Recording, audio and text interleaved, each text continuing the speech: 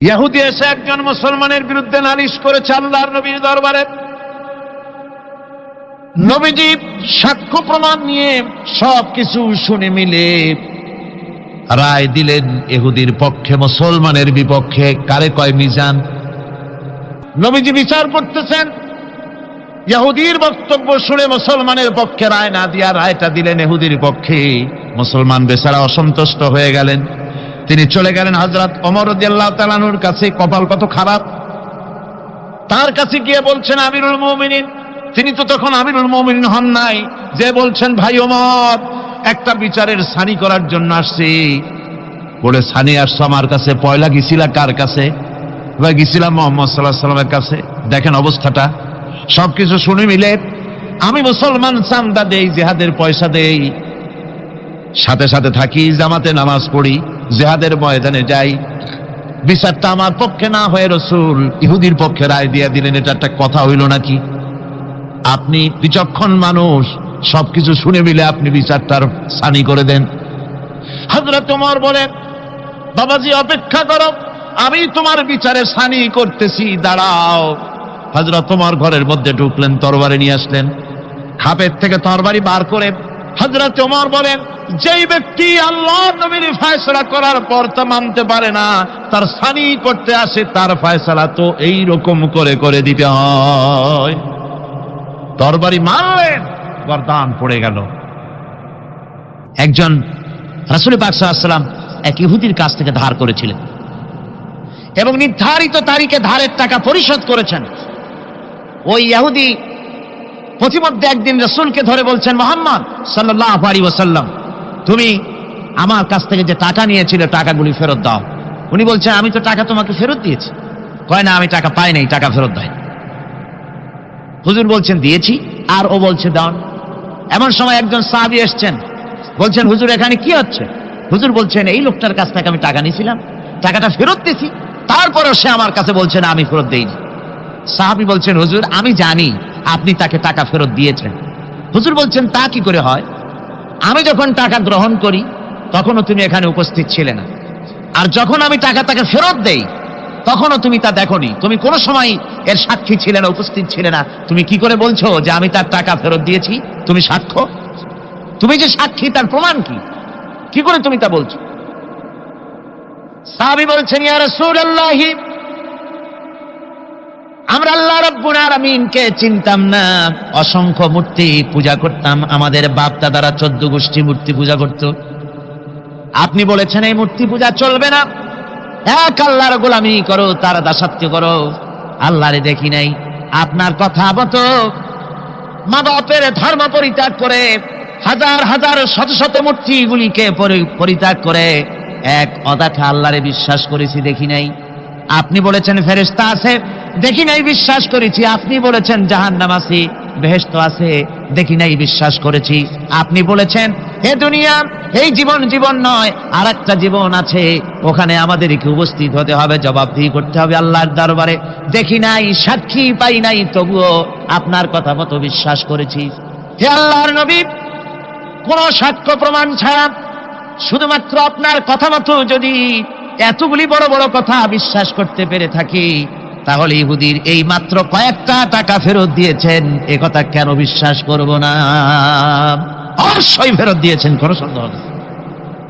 গভীর রজনীতে আল্লাহর নবী ঘুমিয়ে আছেন। গভীর রাত্রে মক্কা শরীফে হযরতে জিবরাইল এসে বলেন, আসসালামু আলাইকা ইয়া রাসূলুল্লাহ, ইন্নাল্লাহা ইয়াকরাউকা সালাম। হুজুর, আল্লাহ আপনাকে সালাম বলেছেন। আর আমি দেখে এলাম আপনার ঘরের চতুর্দিকে কাফেরেরা তরবারি নিয়ে দাঁড়ানো। মেহেরবানি করে আপনি ঘুমের থেকে জেগে হিজরত করে মদিনায় চলে যান। নবীজি ঘুমের থেকে জাগলেন, হযরত আলীকে ডেকে বলেন, আলী রে, আমার বিছানার উপরে আরাম করে ঘুমায় থাকো, শুয়ে থাকো, আল্লাহর অর্ডার হয়েছে, আমি মদিনার দিকে চললাম। আমার ভাইরা, হযরত শেরে খুদা আলী রাসূলের দিকে তাকিয়ে বলেন, ইয়া রাসূলুল্লাহি, আপনার বিছানায় আপনার চাদর, আপনার কম্বলখানা গায়ে দিয়ে আমি শুয়ে থাকবো। সকালবেলায় কাফিরি বেঈমানেরা এই ঘরের মধ্যে ঢুকে আপনার বিছানায় আপনার চাদর মুড়ি দিয়ে আমি আলীকে তারা মুহাম্মদ মনে করবে, আর আমাকে মুহাম্মদ মনে করে তাদের তরবারি দিয়ে তারা আমাকে টুকরা টুকরা করে জমিন থেকে বিদায় করে দেবে। আমি আলীর দিলের মধ্যে কোনো দুঃখ কষ্ট থাকবে না, বরং আমার মনের মধ্যে এটাই তৃপ্তি হবে যে আমি আলীর জীবনের বিনিময়ে আল্লাহর নবী দুনিয়ায় বেঁচে আছেন। ভাইরা আমার, নবীজি ঘরের থেকে বেরোলেন। ঘরের থেকে বেরিয়ে দেখেন চতুর্দিকে কাফেরেরা। হাতে এক মুষ্টি বালু নিলেন, শাহাতিল ওযু করে দম করে বালুটা ছাড়িয়ে দিলেন। চতুর্দিকে কাফেরে দাঁড়ানো, কাফেরদের চোখে বালু চলে গেল। বালি চোখে গেলে অবস্থাটা কি হয় আপনারা জানেন। দুই হাত দিয়া চোখ রগড়াতেছে কাফেরেরা। নবীজি সরে গেলেন, একটা কাফেরও দেখতে পেল না কোন ফাঁকে নবী চলে গেলেন। পরবর্তী সময় আল্লাহ রাব্বুল আলামিন নবীকে ডেকে বলেন, ওয়া মা রামাইতা ইয রামাইতা ওয়ালাকিন্নাল্লাহা রামা। ও নবী, আপনি নিক্ষেপ করেন নাই যখন আপনি নিক্ষেপ করেছিলেন, আপনি শুধু বালুকণা ছেড়ে দিয়েছিলেন, আর আপনার ঘরের চতুর্দিকে কাফেরদের চোখে বালুকণা পৌঁছে দেওয়ার দায়িত্ব আমার কুদরত গ্রহণ করেছিল। সুবহানাল্লাহ, সুবহানাল্লাহ। আমার ভাইরা, নবীজি হযরত আবু বকরের বাড়িতে গেলেন। দরজায় গিয়ে আস্তে করে নক করেছেন। দরজায় গিয়ে আস্তে করে নক করলেন। ভিতর থেকে আওয়াজ এলো, কে? ভিতর থেকে লাব্বাইকা সাদাইকা বলে হযরত আবু বকর বেরিয়ে এলেন। আল্লাহর নবী জিজ্ঞাসা করলেন, আবু বকর রে, এক ডাক দিলাম আর তুমি এক ডাকে সাড়া দিলে, তুমি কি ঘুমাও নাই? হযরত আবু বকর বলেন, ইয়া রাসূলুল্লাহ, আপনি বলেছিলেন আমাকে সাথে নিয়ে হিজরত করবেন। আমি চিন্তা করেছি না জানি কত গভীর রাত্রে নবীজি আসেন, আর আমার দরজার কিনারে দাঁড়ায়া নবীজি যদি দাঁড়ায়া দাঁড়ায়া ডাকে আবু বকর আবু বকর বলে, আমি আবু বকর যদি বিছানায় ঘুমায় আরাম করতে থাকে, নবীজির সঙ্গে বেয়াদবি হয়ে যাবে। এই ভয়তে আমি বিছানায় না শুয়া এই দেওয়ালের সঙ্গে দাঁড়ায়া দাঁড়ায়া ঘুমাচ্ছিলাম। ভাইরা আমার, নবীজি হযরত আবু বকরকে নিয়ে চললেন। কাবার দিকে তাকালেন, বাইতুল্লাহ শরীফের দিকে তাকায়া নবীজি চোখ থেকে দর দর করে পানি পড়ে আর ডাকে বলে, রে খানায় কাবা, ওরে কাবা, বড় আশা ছিল তোর খেদমত করব প্রাণ ভরে, কিন্তু তোর নিষ্ঠুর সন্তানেরা তোর কাছে আমারে থাকতে দিল না রে। নবীজি হযরত আবু বকরকে নিয়া মদিনার দিকে না গিয়া উল্টা পথে জিয়াদ মহল্লার ভিতর দিয়া, মিসফালার ভিতর দিয়া, সাবাব জাবালের সোরে, দুইটা পাহাড় পাড়ি দিয়া জাবালে সুরে যখন উঠলেন, ফজরের রক্ত হয়ে গেল। হযরত আবু বকর বলেন, হুজুর, গুহার একটা পায়া গেছি, এর মধ্যে ঢুকি, তা না হলে কাফেরেরা দেখে ফেলবে। হুজুর, আপনি বাইরে বসেন, আগে আমি ভিতরে ঢুকি, যেহেতু গুহার মধ্যে সাপ বিচ্ছু থাকতে পারে, যদি কোনো সাপ বিচ্ছু থাকে আঘাত আমার প্রতি আসুক, আল্লাহর নবী মাহফুজ থেকে যাক। হযরত আবু বকর গুহা সাফ করে হুজুরকে ডাকলেন। হুজুর বলেন, আবু বকর, সারা রাত হেঁটে হেঁটে পা বেদনা হয়ে গেছে, তুমি বসো, তোমার উলুর উপরে মাথা রেখে আমি একটু ঘুমাইয়া যাই। নবীজি আরাম ফরমালেন। হযরত আবু বকর নজর করে দেখেন গুহার ভিতরে অনেকগুলি গর্ত, কোন গর্ত থেকে কোনো সাপ বিচ্ছু আসে নাকি। রুমাল ছিঁড়ে ছিঁড়ে গর্ত বন্ধ করতেছিলেন। দুই একটা গর্ত যা বন্ধ করা গেল না, পা দিয়া হযরত আবু বকর চেপে ধরেছেন। এক পাহাড়িয়া বিষধর সাপ দংশন করেছে হযরত আবু বকরের পায়ের উপরে। হযরত আবু বকর বিষের যন্ত্রণায় চোখ দিয়া দর দর করে পানি পড়ে। রাসূলের ঘুম ভেঙে গেল। নবীজি তাকায় দেখেন আবু বকর কান্দে। হযরত রাসূল বলেন, আবু বকর কান্দো কেন? বাড়ির কথা মনে পড়ে গেছে নাকি? বিবি বাল বাচ্চার কথা মনে পড়লো নাকি? কান্দো কেন? হযরত আবু বকর বলেন, ইয়া রাসূলুল্লাহ, আল্লাহর কসম করে বলি, সেই দিন আপনার প্রতি ঈমান এনেছি, আল্লাহর প্রতি ঈমান এনেছি, এই কলিজার ভিতরে বিবি বাল বাচ্চার চাইতে আপনার মহব্বত বেশি। সাপে আমাকে কেটেছে, তাই কাঁদতেছি। হুজুর সঙ্গে সঙ্গে মুখ থেকে থুতু মোবারক বার করে সাপে কাটা জায়গায় থুতু মোবারক লাগিয়ে দিলেন, যন্ত্রণা বন্ধ হয়ে গেল। হযরতে রাসূল বলেন, আবু বকর এত সময় কষ্ট করলে কেন? আগে আমারে বলো নাই কেন? তাহলে তাড়াতাড়ি সেরে যেত, এত কষ্ট তোমার হতো না। হযরত আবু বকর বলেন, ইয়া রাসূলুল্লাহ, এটা তো সাপে কাটার যন্ত্রণা, এর থেকে বেশি যন্ত্রণাও যদি আমার হতো, যন্ত্রণার চোটে যদি আমার কলিজা ছিঁড়েও যেত লাগতো, তবুও আল্লাহর নবী আরাম ফরমাচ্ছেন, নবীর আরামের ভিতরে আমি বিঘ্ন ঘটাতে পারতাম না। ভাইরা আমার, কাফেরেরা খুঁজতে খুঁজতে দুদিন পরে যখন এই জায়গায় তারা চলে এসেছে, এখানে এসে তারা গুহার কাছে পায়ের চিহ্ন শেষ দেখলো।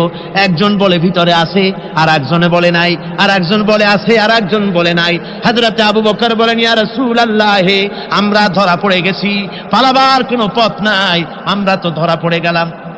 সূরা তাওবার ভিতরে আল্লাহ রাব্বুল আলামিন এই কথাটা এভাবে তুলে ধরেছেন, ইয ইয়াকুলু লিসাহিবিহি লা তাহজান ইন্নাল্লাহা মা'ানা। আল্লাহ নবী ডেকে বলেন, আবু বকর ভয় পেও না, আমরা মাইনরিটি নই, আমরাই মেজরিটি, আমাদের সংখ্যাই বেশি, ওদের ভয় তুমি করো না, কোনো চিন্তা করো না, ভয় পেও না, আল্লাহ রাব্বুল আলামিন আমাদের সাথে আছেন। সুবহানাল্লাহ বিহামদিহি, সুবহানাল্লাহ বিহামদিহি, আল্লাহ রাব্বুল আলামিন আমাদের সাথে আছে, কোনো চিন্তা করো না, ভয় পেও না। আমার ভাইরা, বান্দা যখন আল্লাহর প্রতি ঈমান আনে, আল্লাহর প্রতি যখন তার মহব্বত বেড়ে যায়, আল্লাহর উপরে যখন সে নির্ভর করতে শেখে, তখন সে দুর্জয় নরশার্দুলে পরিণত হয়ে যায়। জোরে বলেন সুবহানাল্লাহ।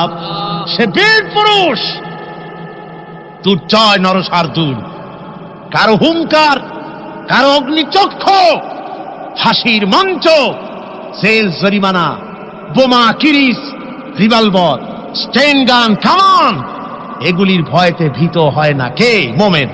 কে হয় না? সে একমাত্র নির্ভর করে কার উপরে? আল্লাহর উপরে। জোরে বলেন কার উপরে? রাসূল পাক সাল্লাল্লাহু আলাইহি ওয়াসাল্লাম তিনি হযরত আলীর হাতে তরবারি উঠায় দিলেন। জুলফিকার বললেন, আলী তুমি যাও, আজকের ময়দানে সেনাপতির দায়িত্ব পালন করো। হযরত আলী তরবারি হাতে নিলেন। ইসলাম আক্রমণকারী যে না, সে কথা বলতে আমি এই কথা নিয়ে আসছি। হযরত আলী গেলেন, যায়া মুরাহহাবের সামনে পড়েছেন। মুরাহহাব হলো, হাদিসে এসেছে, মুরাহহাব হচ্ছে কাফেরদের নেতৃত্ব দিচ্ছে। মুরাহহাব বলছে, আলী তোমাকে আমি কিন্তু ভালোবাসি, তুমি আসলে কেন? তোমার প্রতি আমার একটা সফট কর্নার আছে আমার অন্তঃকরণে। তুমি তোমার ছেলে মেয়েকে কি এতিম বানাতে চাও? তোমার বউকে কি বিধবা করতে চাও? আমি তো সেই বীর যে আমার সামনে এসে কেউ কল্লা সাথে নিয়ে যেতে পারে নাই। সুতরাং তুমি যদি ওদেরকে এতিম আর বিধবা করতে না চাও, আমার সামনে থেকে সরে যাও। হযরতে আলী বলেন, মুরাহহাব তুমি কাকে ভয় দেখাতেছ? তোমার তরবারি এই সমাজের কিছু কাফেরেরা ভয় করতে পারে, তুমি কি আমারে চেনো নাকি? তুমি কারে ভয় দেখাও? তাম পৃথিবীর সমস্ত কাফেরদের উপরে আল্লাহ রাব্বুল আলামিন আমাকে বাগ বানায় পাঠিয়েছেন। তরবারি দিয়া প্রমাণ হবে। মুরাহহাব বলে, তুমি আঘাত করো। কয় না, আক্রমণ তো করব না আমি, আগে তুমি করো, আমি প্রতিহত করব। আক্রান্ত হলে পরে তারপরই জবাব দেব। এরপরে মুরাহহাব আঘাত হানতে লাগলো। হযরতে আলী সমস্ত রণকৌশল দিয়ে আঘাতগুলি তিনি ফিরিয়ে দিতে লাগলেন। এরপরে হযরতে আলী বলছেন, মুরাহহাব এবার তৈরি হও আমার আঘাত সহ্য করার জন্য। হযরতে আলী জুলফিকার তুলে আঘাত করলেন।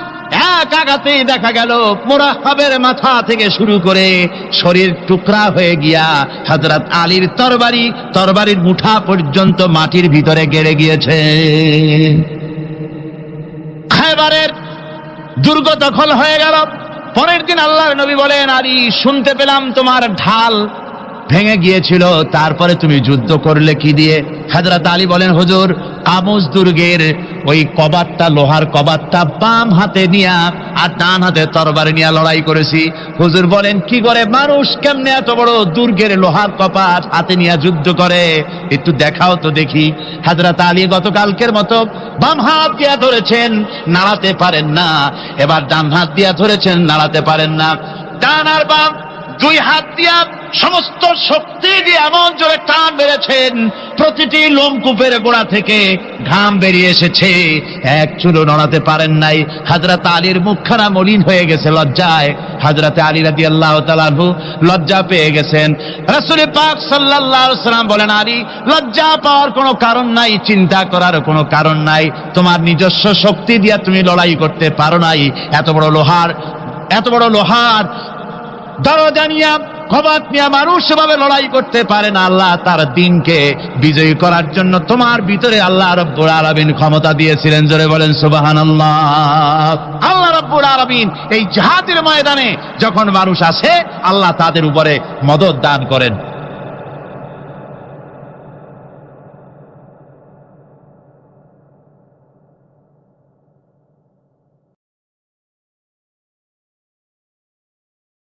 তিন হাজার সৈন্য নিয়ে সাহাবায়ে কেরাম আর এই সেনাপতি সব চললেন।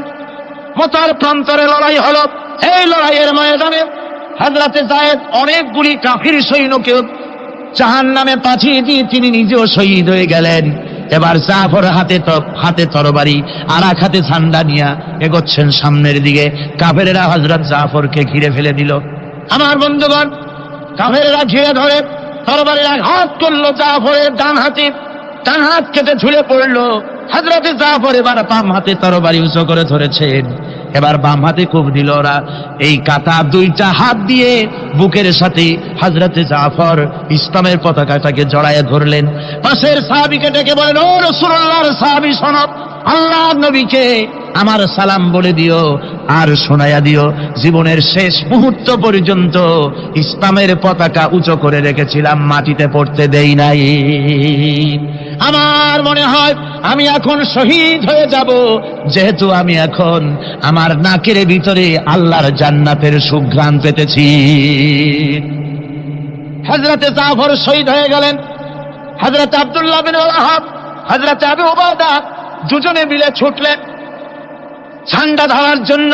ওনারা বলেন, এগিয়ে গিয়ে দেখি সামনের পরে চূড়ে পতাকা উঠতেছে। ভাবলাম আমরা যাওয়ার আগেই ইসলামের পতাকা কে ধারণ করলো। কাছে গিয়ে দেখি হযরতে জাফরের ডান হাত কাটা, বাম হাত কাটা, দুইটা পা কাটা, দেহটা একদিকে পড়ে আছে আর শুধু মাথাটা এক পাশে পড়ে থেকে ইসলামের পতাকা কামড়ায় ধরে উঁচু করে রেখে দিয়েছেন। আমার বন্ধুগণ, হযরতে আবু উবাইদা বলেন, আমি হযরতে সাদের, হযরতে জাফরের হাত পা মাথা মস্তক একত্রিত করে তার পা থেকে শুরু করে মাথা পর্যন্ত চুমা খাইলাম। তাকে জানাজা করে দাফন করে রাখলাম কবরের ভিতরে। রাতের বেলায় স্বপ্নে দেখি হযরতে জাফর আল্লাহর জান্নাতের ভিতরে ফেরেশতাদের সঙ্গে উড়ে বেড়াতেছেন। আমি জিজ্ঞেস করলাম, ও জাফর, আল্লাহ তোমার সাথে কি ব্যবহার করেছেন? হযরতে জাফর বলেছেন, ওগো আবু উবাইদা, আল্লাহ রাব্বুল আলামিন আমাকে বলেছেন, জাফর রে, আমি তোমার শাহাদাতে খুশি হয়েছি, তুমি আমার কাছে আর কি চাও? হযরতে জাফর বলেন, আয় আল্লাহ পাক, কিচ্ছু চাই না, শুধু একটা দাবি, দুনিয়ায় তুমি মেহেরবানি করে আমাকে পাঠায়া দাও আর একবার যদি যেতে পারি, তাহলে তোমার দুনিয়ার বুকে তোমার দ্বীন কায়েমের জন্য কাফেরদের বিরুদ্ধে লড়াই করে আমার জীবনটা আর একবার দিয়ে আসি। আমার বন্ধুগণের জন্য আল্লাহ রাসূল বলেছেন, হাদিস শরীফ এসেছে, আমার ইচ্ছে হয় জিহাদ করি, শহীদ হই, আবার যদি জিন্দা হই, আবার জিহাদ করি, শহীদ হই, আবার যদি জিন্দা হতে পারি তাহলে আবার জিহাদ করি, আবার শহীদ হই। যেহেতু শাহাদাতের মওতের মতো এত বড় মর্যাদা সম্পন্ন মওত আর পৃথিবীতে হতে পারে না। আমার ভাইরা, ইসলামের জন্য জান দেওয়ার জন্য, মাল দেওয়ার জন্য সাহাবায়ে কেরাম এভাবে প্রস্তুত ছিলেন। নিজেদের জীবন তারা আল্লাহর সামনে নজরানা পেশ করেছেন, শহীদ হয়েছেন, আল্লাহর দ্বীন কায়েমের জন্য তারা প্রচেষ্টা করেছেন। আল্লাহর পথে যারা জিহাদ করার সিদ্ধান্ত নেন, মহান আল্লাহ স্বয়ং তাদের সাহায্য করেন। যুগে যুগে আমরা এর প্রমাণ পেয়েছি, আর তাই মুসলমানরা কাফেরদের উপর বরাবর বিজয়ী হয়েছে। এই ইসলামকে প্রতিষ্ঠিত করার জন্য প্রয়োজন রয়েছে জিহাদের। কিসের প্রয়োজন? কিসের? জিহাদের প্রয়োজন। সেই জিহাদ করতে কি আপনারা তৈরি আছেন? জিহাদের জন্য তৈরি আছেন? সেই জিহাদ কিন্তু সেই জিহাদ মানে কি? সেই জিহাদের আবার অপব্যাখ্যা করা হয়েছে। জিহাদের অপব্যাখ্যা করা হয়েছে এইভাবে যে, ওয়ালাকিন কালান্দার কাফে দুশমনাস, দুশমনের হাতে কলম ছিল, ওরা যেমন খুশি আমাদের ইতিহাসকে চিত্রিত করেছে। ওরা বলেছে ইসলামের ইতিহাস থেকে তরবারি আর রক্তের গন্ধ আসে, কিন্তু আসলে জিহাদের অর্থ তো তরবারির যুদ্ধ নয়। জিহাদের অর্থ হচ্ছে যে কোনো উদ্দেশ্যকে সফলতায় পর্যবসিত করার জন্য যে প্রাণান্তকর প্রচেষ্টা করা হয়, ওই প্রচেষ্টার আরবি নাম হচ্ছে জিহাদ। আর যুদ্ধ তার আরবি হচ্ছে হার্ব। যুদ্ধের আরবি কি? হার্ব, ওয়ার। ইংরেজিতে ওয়ার, আরবিতে হার্ব। আর জিহাদ যেটাকে বলা হয়েছে ওটা হচ্ছে যে কোনো উদ্দেশ্যকে সফলতায় পৌঁছাবার জন্য যে চেষ্টা, ওই চেষ্টার নাম জিহাদ। তবে এই চেষ্টা করতে গিয়ে যখন বাধা আসে সশস্ত্র, ওই সশস্ত্র বাধার মোকাবেলা সশস্ত্রভাবে করা যেটা, ওইটা হচ্ছে জিহাদের চূড়ান্ত রূপ। কথা বুঝে আসছে? ইসলাম প্রথমে কাউকে আক্রমণ করে না, ইসলাম প্রথমে কাউকে আক্রমণ করে না, আক্রান্ত হলে পরে তারপরে এর জবাব দেয়, ঠিক কিনা? দেখেন না, হযরত আলী রাদিয়াল্লাহু তাআলা আনহু ওই যে খায়বারের যুদ্ধে, সেইখানে কেউ খায়বারের এই দুর্গ মুসলমানদের হাতে আসে না, প্রতিদিন যুদ্ধ হচ্ছে, অথচ যুদ্ধে কোনো ফলাফল দেখা যাচ্ছে না। ফজরের এশার নামাজের পর হুজুর বলছেন, ও সাহাবীরা, আগামীকাল আমি এমন এক ব্যক্তির হাতে ইসলামের ঝান্ডা তুলে দেব যাকে আল্লাহ এবং আল্লাহ রসুল বেশি ভালোবাসেন, এবং তিনিও আল্লাহ এবং আল্লাহ রসুলকে বেশি ভালোবাসেন, আর তার হাতেই বিজয় হবে। হযরত ওমর রাদিয়াল্লাহু তাআলা আনহু বলেন, আমার এরকম পেরেশানির রাত জীবনে আর কখনো গেছে কিনা জানি না, আমি সারা রাত পেরেশান ছিলাম যে ওই ব্যক্তিকে আমি হতে পারবো। ফজরের নামাজের পর আল্লাহর নবী বলছেন, সাহাবীরা, আমার আলী কোথায়, তাকে দেখছি না কেন? সবাই বলছেন, হুজুর, হযরত আলীর চোখ উঠেছে, তাই নামাজের জামাতে শরীক হতে পারেন নাই। হুজুর বললেন, তাকে নিয়ে আসুন। দুজন সাহাবীর কাঁধের উপরে ভর করে হযরত আলী এলেন। হুজুর সাল্লাল্লাহু আলাইহি ওয়াসাল্লাম তার মুখের থুতু মোবারক নিয়ে হযরত আলীর চোখে লাগিয়ে দিলেন, সাথে সাথে আগের থেকেও ভালো দৃষ্টিশক্তি সম্পন্ন হয়ে গেলেন। সুবহানাল্লাহ ওয়া বিহামদিহি। তো এখানে রাসূল পাক সাল্লাল্লাহু আলাইহি ওয়াসাল্লাম তিনি হযরত আলীর হাতে তরবারি উঠায় দিলেন। জুলফিকার বললেন, আলী, তুমি যাও, আজকের ময়দানে সেনাপতির দায়িত্ব পালন করো। হযরত আলী তরবারি হাতে নিলেন। ইসলাম আক্রমণকারী যে না, সে কথা বলতে আমি এই কথা নিয়ে আসছি। হযরত আলী গেলেন, যায় মুরাহহাবের সামনে পড়েছেন। মুরাহহাব হলো, হাদিসে এসেছে, মুরাহহাব হচ্ছে কাফেরদের নেতৃত্ব দিচ্ছেন। মুরাহহাব বলছে, আলী, তোমাকে আমি কিন্তু ভালোবাসি, তুমি আসতে কেন? তোমার প্রতি আমার একটা সফট কর্নার আছে আমার অন্তঃকরণে। তুমি তোমার ছেলে মেয়েকে কি এতিম বানাতে চাও? তোমার বউকে কি বিধবা করতে চাও? আমি তো সেই বীর যে আমার সামনে এসে কেউ কল্লা সাথে নিয়ে যেতে পারে নাই। সুতরাং তুমি যদি ওদেরকে এতিম আর বিধবা করতে না চাও, আমার সামনে থেকে সরে যাও। হযরত আলী বলেন, মুনাফিক, তুমি কাকে ভয় দেখাতেছ? তোমার তরবারি এই সমাজের কিছু কাফেরেরা ভয় করতে পারে, তুমি কি আমারে চেনো নাকি? তুমি কারে ভয় দেখাও? তাম পৃথিবীর সমস্ত কাফেরদের উপরে আল্লাহ রাব্বুল আলামিন আমাকে বাগ বানায় পাঠিয়েছেন। তরবারি দিয়ে প্রমাণ হবে। মুনাফিক বলে, তুমি আঘাত করো, কয় না, আক্রমণ তো করবো না আমি, আগে তুমি করো, আমি প্রতিহত করব। আক্রান্ত হলে পরে তারপরেই জবাব দেব। এরপরে মুরাহাব আঘাত হানতে লাগলো। হযরত আলী সমস্ত রণকৌশল দিয়ে আঘাতগুলি তিনি ফিরিয়ে দিতে লাগলেন। এরপরে হযরতে আলী বলছেন, মুরাহাব, এবার তৈরি হও আমার আঘাত সহ্য করার জন্য। হযরত আলী জুলফিকার তুলে আঘাত করলেন। এক আঘাতেই দেখা গেল মুরাহাবের মাথা থেকে শুরু করে শরীর টুকরা হয়ে গিয়া হযরত আলীর তরবারির মুঠা পর্যন্ত মাটির ভিতরে গেড়ে গিয়েছে। খায়বারের দুর্গ দখল হয়ে গেল। পরের দিন আল্লাহর নবী বলেন, আলী, শুনতে পেলাম তোমার ঢাল ভেঙে গিয়েছিল, তারপরে তুমি যুদ্ধ করলে কি দিয়ে? হযরত আলী বলেন, হুজুর, আবুস দুর্গের ওই কবাতটা, লোহার কবাতটা বাম হাতে নিয়া আর ডান হাতে তরবারি নিয়ে লড়াই করেছি। হুজুর বলেন, কি করে মানুষ কেমনে এত বড় দুর্গের লোহার কপাট হাতে নিয়ে যুদ্ধ করে? একটু দেখাও তো দেখি। হযরত আলী গতকালকের মতো বাম হাত দিয়া ধরেছেন, নাড়াতে পারেন না। এবার ডান হাত দিয়া ধরেছেন, নাড়াতে পারেন না। ডান আর বাম দুই হাত দিয়া সমস্ত শক্তি দিয়ে এমন জোরে টান মেরেছেন, প্রতিটি লোমকূপের গোড়া থেকে ঘাম বেরিয়ে এসেছে, এক চুলও নড়াতে পারেন নাই। হযরত আলীর মুখখানা মলিন হয়ে গেছে লজ্জায়। হযরত আলী রাদিয়াল্লাহু তাআলা আনহু লজ্জা পেয়ে গেছেন। রাসূল পাক সাল্লাল্লাহু আলাইহি ওয়াসাল্লাম বলেন, আলী, লজ্জা পাওয়ার কোনো কারণ নাই, চিন্তা করার কোনো কারণ নাই। তোমার নিজস্ব শক্তি দিয়ে তুমি লড়াই করতে পারো নাই। এত বড় লোহার দরজা নিয়ে ক্ষমতা নিয়ে মানুষ সেভাবে লড়াই করতে পারে না। আল্লাহ তার দিনকে বিজয়ী করার জন্য তোমার ভিতরে আল্লাহ রাব্বুল আলামিন ক্ষমতা দিয়েছিলেন। জোরে বলেন সুবহানাল্লাহ। আল্লাহ রাব্বুল আলামিন এই জিহাদের ময়দানে যখন মানুষ আসে, আল্লাহ তাদের উপরে মদদ দান করেন। আমার বন্ধুগণ, আল্লাহর দিনকে জমিনের উপরে প্রতিষ্ঠিত করার জন্য যদি আমরা আজও যদি ঐক্যবদ্ধ হই দিন কায়েমের জন্য, তাহলে আল্লাহ রাব্বুল আলামিন আমাদেরকে মদদ করবেন। আল্লাহ পাক কোরআনে কারীমের মধ্যে বলেছেন, ওয়া কানা হাক্কান আলাইনা নাসরুল মুমিনিন। মুমিনদেরকে সাহায্য করা আমি আল্লাহর জন্য ওয়াজিব হয়ে যায়। জোরে বলেন সুবহানাল্লাহ। মুমিনদের জন্য সাহায্য করা আল্লাহর জন্য কি হয়ে যায়? ওয়াজিব হয়ে যায়। ভাইরা একটু বৃষ্টি সহ্য করেন না, খুব বেশি বৃষ্টি। আচ্ছা, ওই এটা রহমত। এটা কি রহমত? আমার ভাইরা, জিহাদের ভিতরে সাহাবায়ে কেরাম আল্লাহর জান্নাতে যাওয়ার জন্য তারা জিহাদ করেছেন। তারা দেশ দখলের জন্য জিহাদ করেন নাই, দিন প্রতিষ্ঠার জন্য লড়াই করা ফরজ। দিন প্রতিষ্ঠার জন্য লড়াই করা কি? জোরে কোন কি? আর এই ফরজ দায়িত্ব পালন করতে গিয়ে যদি কেউ মারা যায়, তাহলে কোথায় যাবে? কোথায় যাবে? ওই শাহাদাতের মত হচ্ছে একটা সেতু, একটা সেতু বা একটা ব্রিজ, একটা সাঁকো। এপারে দুনিয়া, ওপারে আল্লাহর জান্নাতুল ফেরদাউস। জোরে বলেন সুবহানাল্লাহ।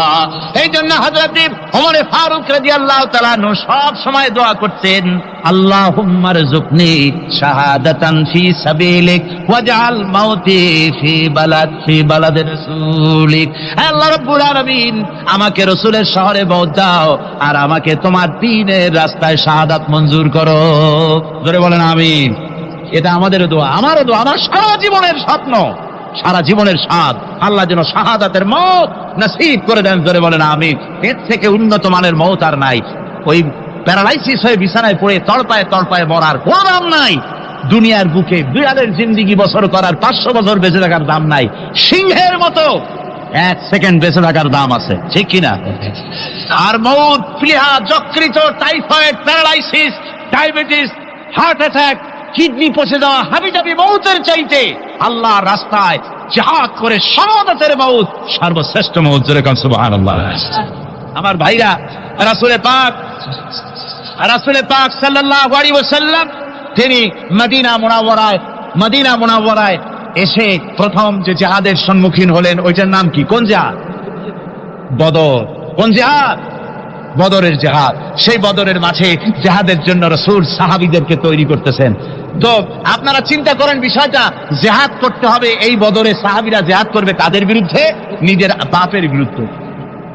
রাসূল পাক খুব চিন্তিত হলেন যে সাহাবীদেরকে কিভাবে উদ্বুদ্ধ করা যায়। হুজুর জিহাদের কথাই বলতেছেন যে এখন বদরে আমাদের টিকে থাকার প্রশ্ন, এইটা মুসলমানদের টিকে থাকার প্রশ্ন, বদরের যুদ্ধ, বদরের এই জিহাদটা। হুজুর যখন এগুলি বলতেছেন, হযরত মিকদাদ রাদিয়াল্লাহু